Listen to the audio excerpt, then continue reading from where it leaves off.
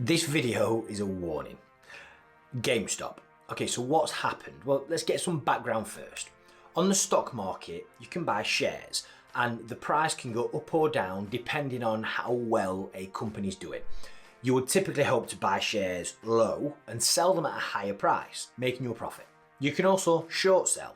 Essentially, you bet against a company losing value. Let's say someone owns shares of a company and they let me borrow one. And the value of this share is currently £10. But I think that price is going to fall in value over the next few days, so I immediately sell it and I make £10.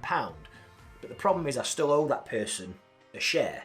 So in a few days when the value of this company falls, I sell it for £5, essentially making £5 profit. Hedge funds do this all the time and on a huge scale to make huge profits.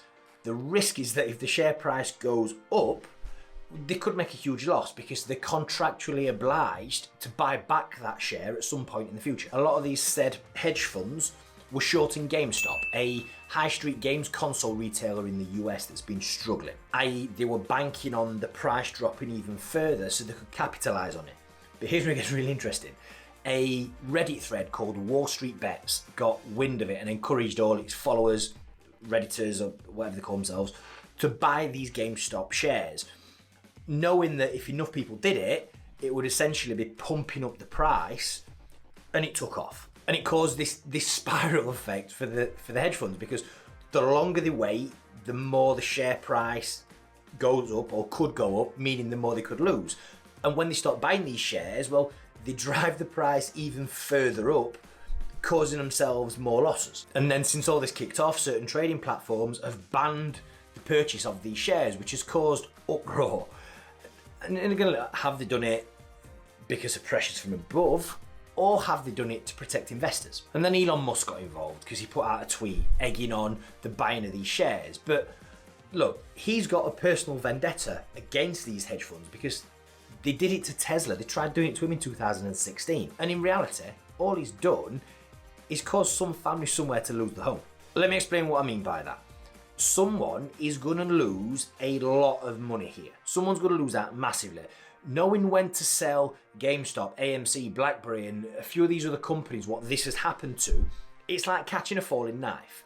When this bubble bursts, which it will, a lot of people will lose a lot of money. When a get-rich-quick scheme, which this is, becomes trendy, it becomes dangerous. And the last ones out of it are the ones who are left holding the bill. I have had 11 people message me over this weekend asking me which is the best trading platform to buy shares and how to buy GameStop shares. I even had one guy ask me if he can buy shares using his credit card.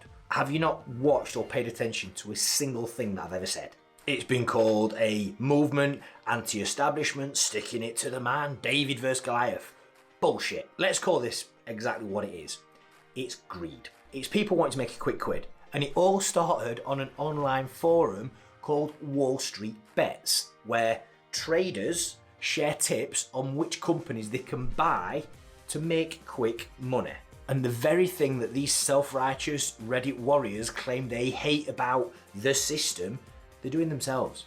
They're manipulating the market, which is illegal, by the way, and is exactly the thing what Jordan Belfort, aka the Wolf of Wall Street, went to prison for. And while they may or will cost some big players a lot of money, the average Joe, although I hate that phrase, is the one who's going to lose his shirt. The butcher, the baker, the candlestick maker, the working class man whose mates tell him on his WhatsApp chat that he can quadruple his money overnight. He's the one that's going to be left in tears when all of this comes crashing down, which it will. Because, let's be honest, these companies are worthless. And if you think for 1 minute there aren't some serious players buying up these shares to cover the losses and who are going to dump them at the right or wrong time, depending which side of the fence you're on, you're seriously naive. And you've got no place playing these high stakes games. This is no better than picking a winner at 3:30 at Ascot. It's betting. It's gambling. Now, if you want to do that, fair enough. There's nothing wrong with it. And don't come crying when it all goes wrong.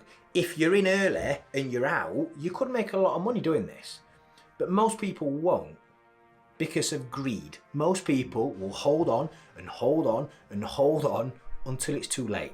Let me know your thoughts on it. But I honestly believe that a lot of people are mostly unknowingly are playing a very dangerous game here, and it can only end in tears. Thanks for watching.